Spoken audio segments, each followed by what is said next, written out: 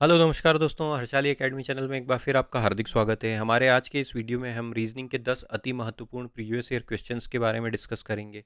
ये प्रश्न हमने एसएससी एमटीएस जुलाई 2022 का जो पेपर हुआ था उसमें से चुने हुए हैं, ताकि आप ये जान पाएँ कि प्रश्नों की डिफ़िकल्टी का लेवल क्या होता है, किस प्रकार का ट्रेंड है, किस डिफ़िकल्टी लेवल के प्रश्न अब परीक्षाओं में पूछे जा रहे हैं और आप अपनी तैयारी उसी अनुरूप कर पाएँ। हमने लगभग सभी सब्जेक्ट्स के क्वेश्चन इस वीडियो में इंक्लूड करने की कोशिश की है, ताकि आप हर एक टॉपिक, हर एक रीजनिंग के हर एक सब्जेक्ट की तैयारी कर पाएँ।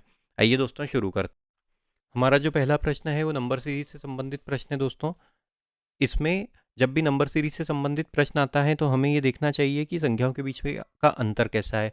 तो संख्याओं के बीच का अगर अंतर काफ़ी ज़्यादा बड़ा हो, एक दूसरे से काफ़ी ज़्यादा बड़े अंतर से संख्याएं बड़ी या छोटी हो रही हों, तो हमें हमारा उत्तर गुणा या भाग से या स्क्वायर या क्यूब के ट्रिक से मिलता है।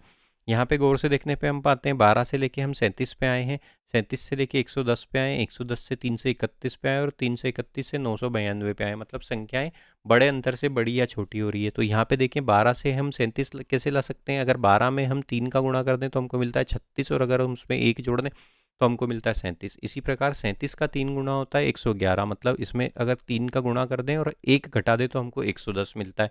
110 का 3 गुना होता है 330। मतलब इसमें 110 में 3 का गुणा किया और 1 जोड़ दिया। तो क्या ट्रेंड बना हुआ है देखिए, into 3 plus 1, into 3 minus 1, into 3 plus 1। तो यहाँ पे क्या होना चाहिए, इंटू 3 माइनस 1 होना चाहिए, इंटू 3 माइनस 1। 331 में अगर हम 3 का गुणा कर दें तो हमको 993 मिलेगा, और 993 में से अगर 1 घटा दें तो 992 मिलेगा। अब इंटू 3 माइनस 1 है तो अभी क्या हो जाएगा, इंटू 3 प्लस 1 हो जाएगा। 992 में अगर हम 3 का गुणा कर दें तो हमको क्या मिलेगा, 992 में अगर हम 3 का गुणा कर दें तो 3 दूना 6, हासिल क्या आए, हासिल कुछ नहीं आएगा, 9 के साथ हासिल आए 2, 9 और 2 2976, और प्लस 1 कर देंगे तो ये हो जाएगा 2977।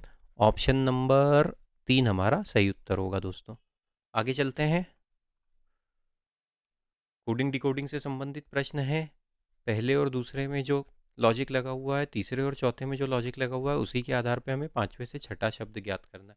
तो अल्फ़ाबेट से सीरीज से संबंधित जब भी प्रश्न आते हैं हम प्लेस वैल्यू के कॉन्सेप्ट का सहारा लेते हैं। देखते हैं इनका प्लेस वैल्यू क्या है। ये देखते हैं USER, इसको कैसे कोडित किया गया है, USRE के रूप में। इनकी प्लेस वैल्यू लिख देते हैं। यू की प्लेस वैल्यू होती है 21, एस की प्लेस वैल्यू होती है 19, ई की प्लेस वैल्यू होती है 5 और आर की प्लेस वैल्यू होती है 18। फिर इधर भी लिख लेते हैं, ये हो जाएगा 21, ये हो जाएगा 19, आर हो जाएगा 18 पे और ई हो जाएगा 5 पे। ध्यान से देखने पे हम पाते हैं कि जो 21 है इधर भी सबसे बड़ा है, इधर भी सबसे बड़ा है। उसके बाद जो दूसरी सबसे बड़ी संख्या है वो क्या है, 19 है। यहाँ पे भी 19 दी हुई है। फिर तीसरी सबसे बड़ी संख्या क्या है, 18 है। अब 18 आ गया और अंत में सबसे छोटी संख्या 5 आ गई। मतलब अल्फ़ाबेट की जो प्लेस वैल्यू है उसको डिसेंडिंग ऑर्डर में यहाँ पे जमाया गया है। अब देखते हैं टायरिंग में भी ये हुआ है कि TIRING, इसकी जो प्लेस वैल्यू है वो क्या है, टी की 20 है, आई की 9 है, आर की 18 है, आई की फिर से 9 है, एन की 14 है और जी की 7 है। डिसेंडिंग ऑर्डर के हिसाब से 20 सबसे पहले आ जाएगा, उसके बाद क्या आ जाएगा, 18 आ जाएगा, उसके बाद क्या आ जाएगा, 14 आ जाएगा, 14 के बाद क्या आ जाएगा, 2 बार 9 है तो ये एक बार 9, ये दूसरी बार 9 और फिर ये 7। तो ये हो जाएगा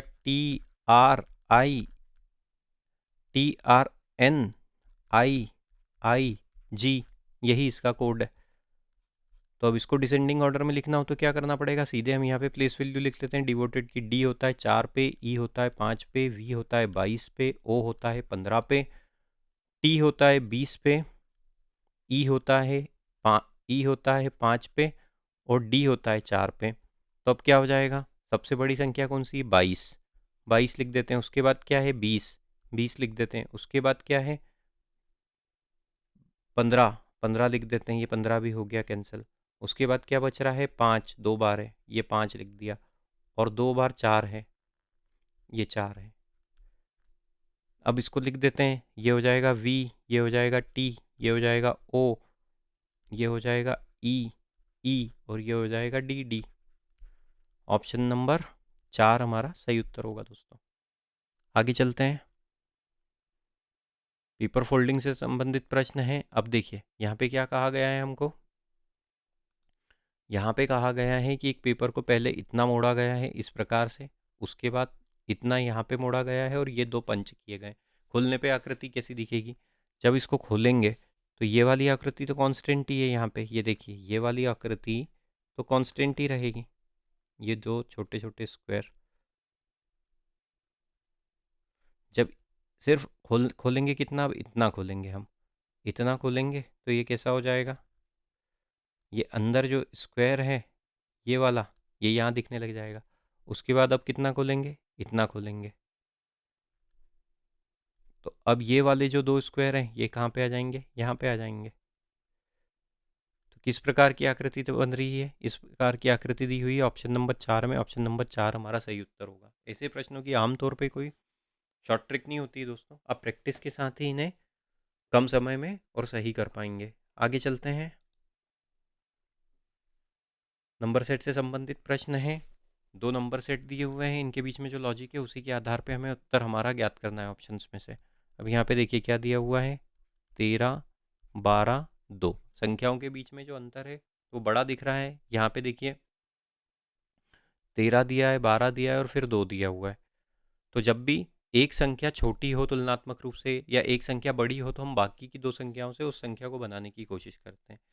तो 13 और 12 दिया हुआ है, तो 13 और 12 का अगर हम अंतर निकालें तो कितना होता है, 1, और 1 में अगर हम 2 का गुणा कर दें तो ये क्या हो जाता है, 2 मिलता है। देखते हैं यही लॉजिक लगा हुआ है क्या दूसरे वाले में भी।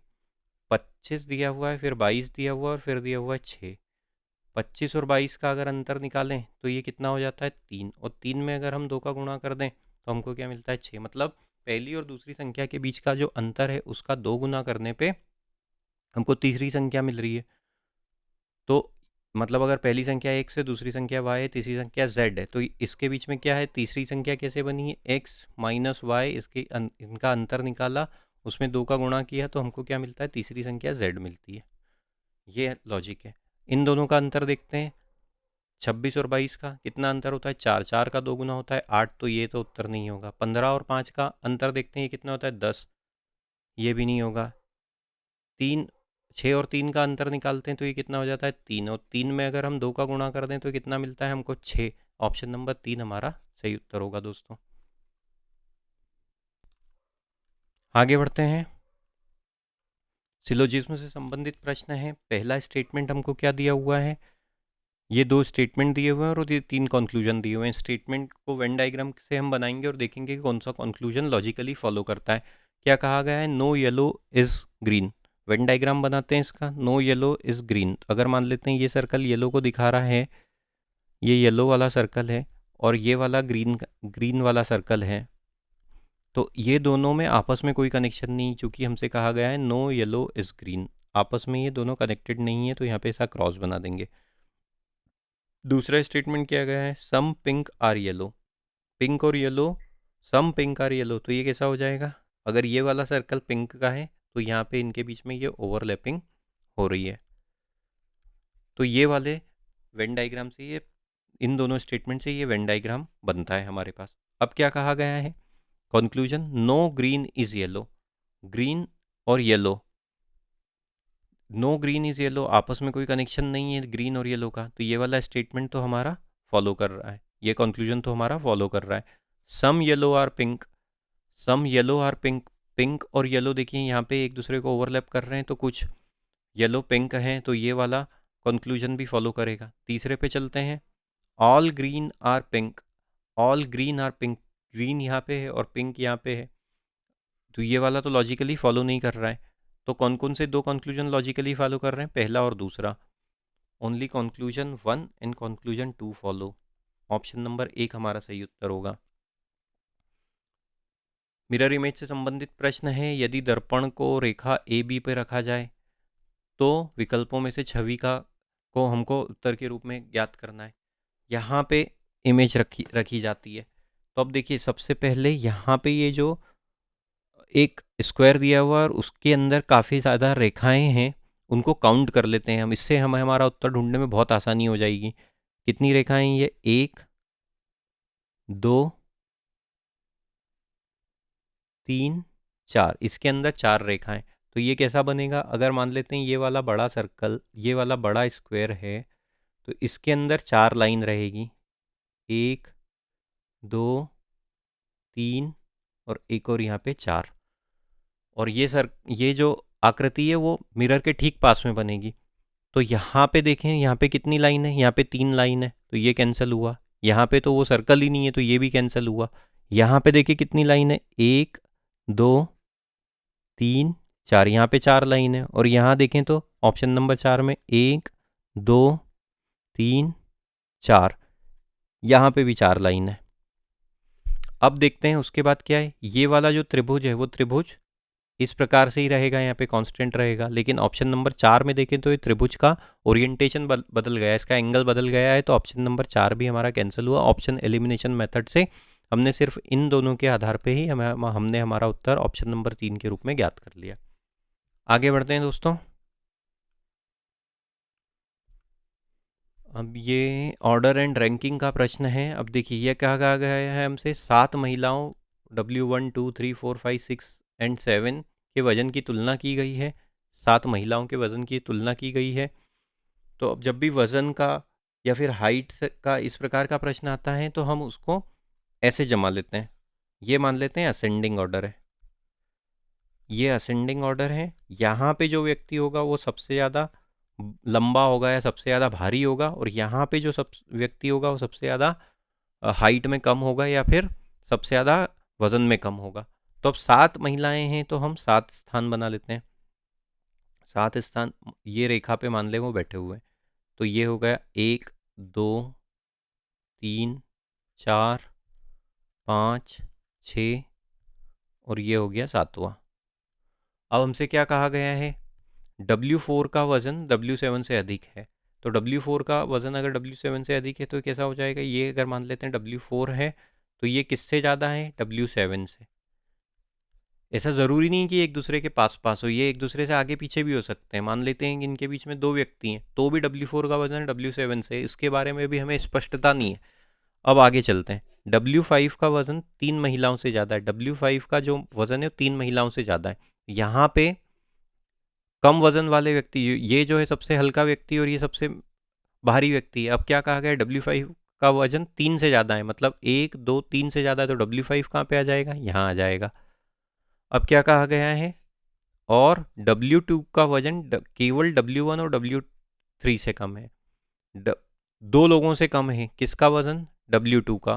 तो W2 कहाँ जाएगा, यहाँ पे। और उसका वज़न किस किस से कम है, W1 से और W3 से।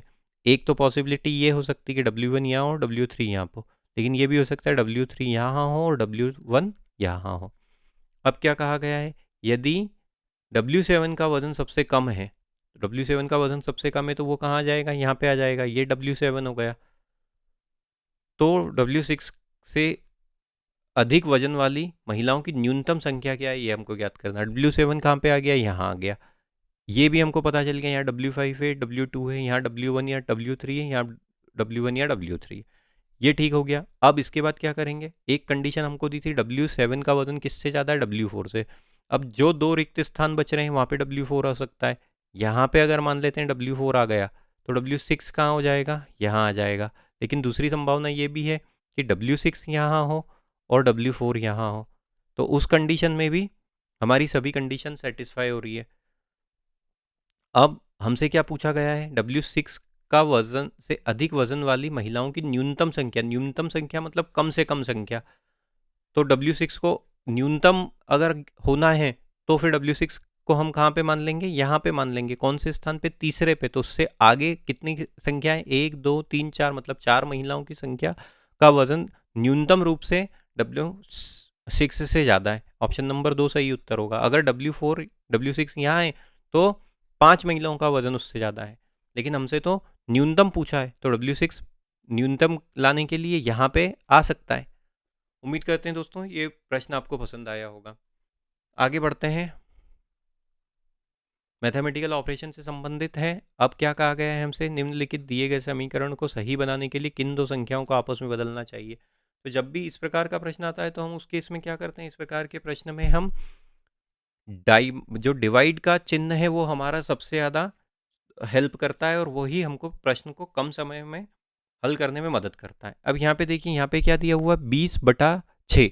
अगर 20 में हम 6 का भाग दे देंगे तो पूर्णतः तो जाएगा नहीं, क्योंकि 6 का मल्टीपल 20 नहीं होता है, तो 2 लाना तो मुश्किल है। तो 20 का भाग 6 से हो, ये संभावना कम है। इसका अर्थ क्या हुआ कि हमको 6 को बदलना चाहिए। ऑप्शन में से हम ऐसे वाले विकल्पों को ढूंढेंगे जिसमें 6 का रिप्लेसमेंट हो रहा हो।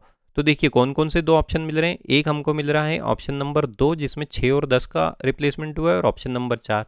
पहले 2 को ट्राई कर लेते हैं। 6 और 10, मतलब 6 की जगह 10 रख देंगे, तो ये क्या हो जाएगा, 20/10।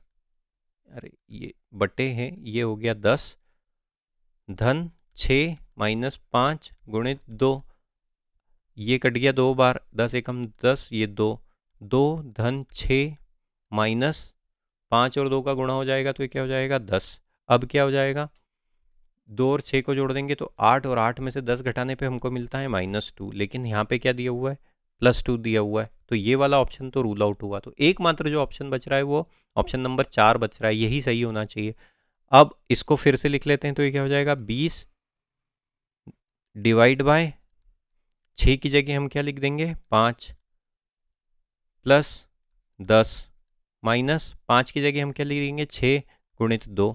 आगे चलते हैं, ये कट गया 4 बार, तो 4 धन 10 माइनस 6 दूना 12।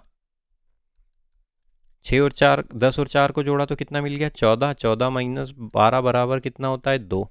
यही यहाँ पे दिया हुआ था, तो ऑप्शन नंबर 4 हमारा सही उत्तर होगा दोस्तों। आगे चलते हैं। अब ये क्लासिफिकेशन से संबंधित प्रश्न है। यहाँ पे क्या दिया गया है, इन दोनों के बीच में जो संबंध है उसी के संबंध पे हमें यहाँ पे क्वेश्चन मार्क के स्थान पे आने वाला अक्षर समूह या लेटर क्लस्टर ज्ञात करना है। तो जब भी अल्फ़ाबेट से संबंधित प्रश्न आता है, हम प्लेस वैल्यू का सहारा लेते हैं। CRAW दिया हुआ है, इसको कैसे कोडित किया जाएगा, DZIX। इनकी प्लेस वैल्यू लिख लेते हैं। C होता है 3 पे, R होता है 18 पे, A होता है 1 पे, W होता है 23 पे। इसी प्रकार देखिए 4, 26, 9 और 24। वर्टिकल देखते हैं तो ये क्या हो जाता है, 3 से लेके 4 प्लस 1 हुआ, 18 से लेके 26 प्लस 8 हुआ, 1 से लेके 9 प्लस 8 हुआ, 23 से लेके 24 प्लस 1 हुआ। तो यहाँ पे तो हमको कोई सिमेट्री मिल नहीं रही है, +1 +8 +8 इस प्रकार से चल रहा है। डायगोनली देखते हैं तो क्या है, 23, 3 और 4 को जोड़ने तो 27 मिलता है, 18 और 9 को जोड़ने से 27 मिलता है, 1 और 26 को जोड़ने से 27 मिलता है, 23 और 4 को जोड़ने से 27 मिलता है। मतलब क्या हुआ कि डायगोनली एक दूसरे के अपोजिट पेयर है। अपोजिट पेयर का कॉन्सेप्ट क्या होता है, जब भी 2 लेटर का प्लेस वैल्यू का सम अगर 27 हो तो हम उनको उनको एक दूसरे के अपोजिट लेटर बोलते हैं। तो अब इसके इनके अपोजिट लेटर लिख लेते हैं, MOCK। इनकी प्लेस वैल्यू होती है 13, 15, 3 और 11। इसका अपोजिट क्या हो जाएगा, 16। इसका अपोजिट क्या हो जाएगा, 24। इसका अपोजिट क्या हो जाएगा, 12। और इसका अपोजिट क्या हो जाएगा, 14। 16 मतलब P, 14 मतलब 24 मतलब X, 12 मतलब L और 14 मतलब N। PXLN ऑप्शन नंबर 4 हमारा सही उत्तर होगा दोस्तों। आगे चलते हैं। हाँ, अब हमसे यह कहा गया है, A एक काम को 15 दिनों में कर सकता है, B उस काम को 10 दिनों में कर सकता है और C उस काम को 12 दिनों में कर सकता है। यदि वे सभी मिलकर एक साथ काम करें तो कार्य को पूरा करने में कितना समय लगेगा। A कितने समय में उस कार्य को कर सकता है, 15 दिनों में कर सकता है। B कितने दिनों में कर सकता है उस कार्य को, 10 दिनों में कर सकता है। और C कितने दिनों में कर सकता है, C 12 दिनों में कर सकता है। जब भी ऐसा होता है तो हम क्या करते हैं, इन तीनों संख्याओं का एलसीएम निकाल लेते हैं। इन तीनों का एलसीएम क्या होगा, 15 और 10। इसका एलसीएम और 15, 10 और 12 का एलसीएम, अगर इन तीनों का एलसीएम देखें तो क्या हो जाएगा, 60। अब 60 से इनके दिनों की संख्या को भाग दे देते हैं तो इनकी वर्क एफिशिएंसी निकल जाएगी। तो ये क्या हो जाएगा, 60 यूनिट काम है टोटल, और ए कितने दिन लगाता है, 15 दिन लगाता है। तो इसकी वर्क एफिशिएंसी क्या हो जाएगी, 4 यूनिट पर डे। 60/15। ये 10 दिन लगाता है तो इसकी वर्क एफिशिएंसी क्या हो जाएगी, 6 यूनिट पर डे। और ये 12 दिन लगाता है तो इसकी वर्क एफिशिएंसी क्या हो जाएगी, 5 यूनिट पर डे। तो A plus B plus C अगर तीनों मिलके साथ में काम करेंगे तो A एक दिन में 4 यूनिट काम करता है, B एक दिन में 6 यूनिट काम करता है और सी एक दिन में 5 यूनिट काम करता है, इतना काम वो एक दिन में कर लेंगे, तो ये टोटल कितना हो जाएगा, 6 और 4 10 और 5 15, 15 यूनिट एक दिन में ये काम कर लेंगे अगर तीनों मिलके एक साथ करते हैं तो। और टोटल काम कितना है, वो है 60 यूनिट का। तो कितने दिन में काम खत्म हो जाएगा, इसको डिवाइड कर देंगे, ये हो जाएगा 4। ये 4 दिन में काम खत्म हो जाएगा। ऑप्शन नंबर 3 हमारा सही उत्तर होगा। उम्मीद करते हैं दोस्तों वीडियो आपको पसंद आया होगा। इसी प्रकार का कंटेंट पाने के लिए हमारे चैनल के साथ जुड़े रहिए। वीडियो को अधिक से अधिक मात्रा में शेयर कीजिए, चैनल को सब्सक्राइब कीजिए। Thank you.